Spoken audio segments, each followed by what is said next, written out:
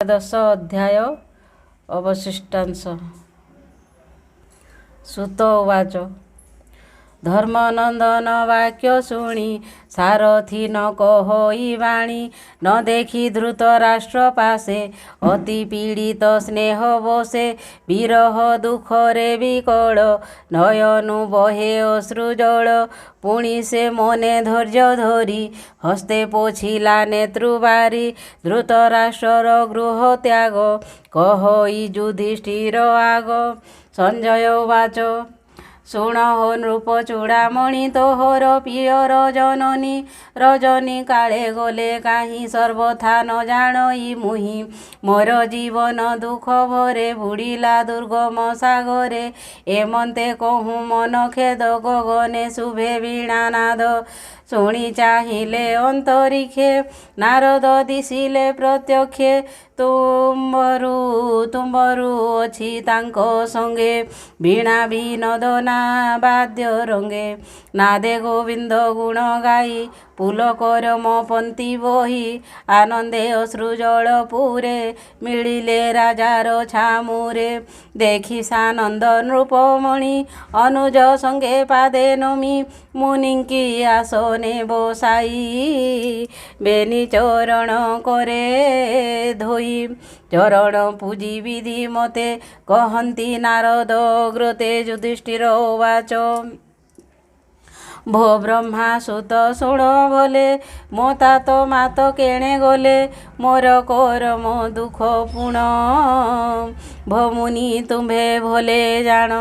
ଚକ୍ଷୁ ବିହୀନେ ଘର ବନେ ଜୀବନ ଧରିବେ କେଶନେ ଗଭୀର ଜଳେ ନାବ ଥୋଇ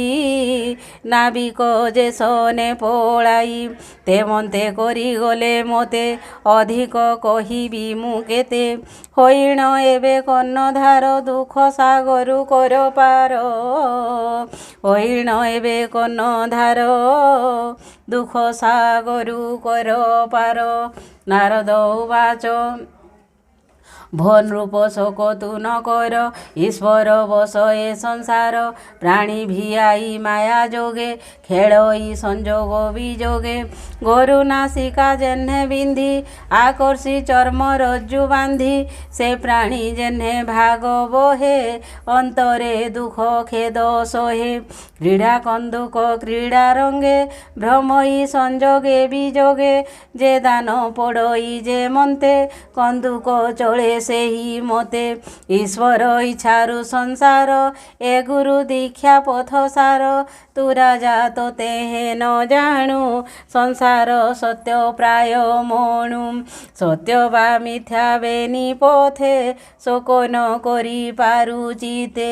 ଯଦି ତୁ ଜୀବ ସତ୍ୟ ମଣୁ ଦେହ ନିତ୍ୟ ପରିମାଣୁ ଅଥବା ବ୍ରହ୍ମ ଭାବ ବହୁ ସ୍ନେହ ଛାଡ଼ିଲେ ଶୋକ କାହୁଁ ଏଣୁ ଅଜ୍ଞାନ ଜଡ଼ମତି ବ୍ୟାକୁଳ ଛାଡ଼ ହେ ନୃପତି ତୁଜେ ବିଚାରୁ ସ୍ନେହ ଭାବେ ମୋ ବିନେ କେମନ୍ତେ ବଞ୍ଚିବେ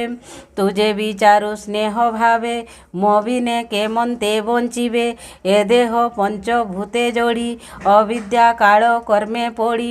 ଆପଣା ଦୁଃଖେ ନିତ୍ୟ ଦୁଃଖୀ ଏ କାହିଁ ପର ପ୍ରାଣ ରଖି ଉରଗ ଗିଳିଛି ଯାହାକୁ ସେ କାହିଁ ରଖିବ ଆନକୁ ଦେଖ ପ୍ରତ୍ୟକ୍ଷେ ନୃପବର ବିଷ୍ଣୁର ମାୟା ଖେଳ ଘର ସ୍ୱଭାବେ ନାହିଁ ଯାର ହସ୍ତ ଥିଲାର ସେ ଆୟତ ଦ୍ୱିପଦ ଚତୁଷ୍ପଦ ଯେତେ ନିପତେ ତାହାଙ୍କ ଆୟତେ ବଡ଼ଙ୍କ ଭକ୍ଷ ହନ୍ତି ସାନେ ସେ ନାଶ ଯାନ୍ତି ଅନ୍ୟ ଅନ୍ୟେ ଏ ଜୀବ ଜୀବଙ୍କ ଆହାର କେବଳ ନିର୍ବଳ ବିଚାର ଏକଇ ଆତ୍ମା ନରହରି ଭାବେ ଅଶେଷ ଦେହେ ପୁରୀ ଅନ୍ତର ବାହାରେ ପ୍ରକାଶ ସେ ଭୋଗ୍ୟ ଭୋକ୍ତା ହୃଷିକେଶ ଏ ମାୟା ତୁରନ୍ତ ତାହାର ଏ ମାୟା ଦୁରନ୍ତ ତାହାର କେ କରି ପାରିବ ଗୋଚର ସେ ହରି ନିତ୍ୟ ବିଶ୍ୱରୂପେ ନର ଶରୀରେ ମୋହ କଳ୍ପେ କଳ୍ପେ ଭାରାନିବାରେ ତନୁ ଧରି ଦୁର୍ଜନ ସମୂହ ସଂହାରି ନିଜ ଜନଙ୍କୁ ରକ୍ଷା କରେ ଏମନ୍ତେ ସଂସାରେ ବିହରେ ଦେବଙ୍କ ଚିତ୍ତ କରି ଦୋଷ ଅଳ୍ପ ଅଛି ଅବଶେଷ ଯାବତ ଥିବ ଚକ୍ରଧର ତାବତ ତୁମ୍ଭ ଅଧିକାର ଏବେ ହୋ ଶୁଣ ମହାରଥା ତୋତାତ ଜନନୀ ବ୍ୟବସ୍ଥା ବିଦୁର ଧୃତ ରାଷ୍ଟ୍ର ବେନି ସଙ୍ଗତେ ପତିବ୍ରତା ଘେନି ସେ ହିମବନ୍ତର ଦକ୍ଷିଣେ ଋଷି ଆଶ୍ରମ ଘୋର ବନେ ଯେ ସପ୍ତ ସ୍ରୋତ ସୁର ନଦୀ ଭାରତ ଖଣ୍ଡେ ଯେ ପ୍ରସିଦ୍ଧି ସେ ଜଳେ ନିତ୍ୟ କରି ସ୍ନାନ ଅନେକ କରି ହୋମଦାନ କେବଳ ଜଳ ଗ୍ରାସ ଭକ୍ଷୀ ଶରୀରେ ଜୀବ ଆତ୍ମା ରଖି ବିପଦ ରାଗ ଇନ୍ଦ୍ରି ଗଣେ ବିଗତ ରାଗ ଇନ୍ଦ୍ରି ଗଣେ ପ୍ରଣବେ ନିଶ୍ୱାସ ଧାରଣେ ଦୃଢ଼ ଆସନେ ବସି ଧୀରେ ଇନ୍ଦ୍ରିୟ ରୁନ୍ଧିଣ ଶରୀରେ ସର୍ବ ବିଷୟର ସତେଜି ହରିଚରଣ ଭାବେ ଭଜି ମନୁ ଛଡ଼ାଇ ତିନି ଗୁଣେ ସମାଧି ଗୋବିନ୍ଦ ଚରଣେ ବିଜ୍ଞାନ ଆତ୍ମା ଜ୍ଞାନେ ଭରି ଜୀବ ପରମ ଏକ କରି ପ୍ରବେଶୀ ଅନାହତ ପୁରେ ଗୋବିନ୍ଦ ନାମ ଧରି ଧୀରେ ବିଚାର ଯେହ୍ନେ ଘଟାକାଶ ମହାକାଶରେ ତା ପ୍ରବେଶ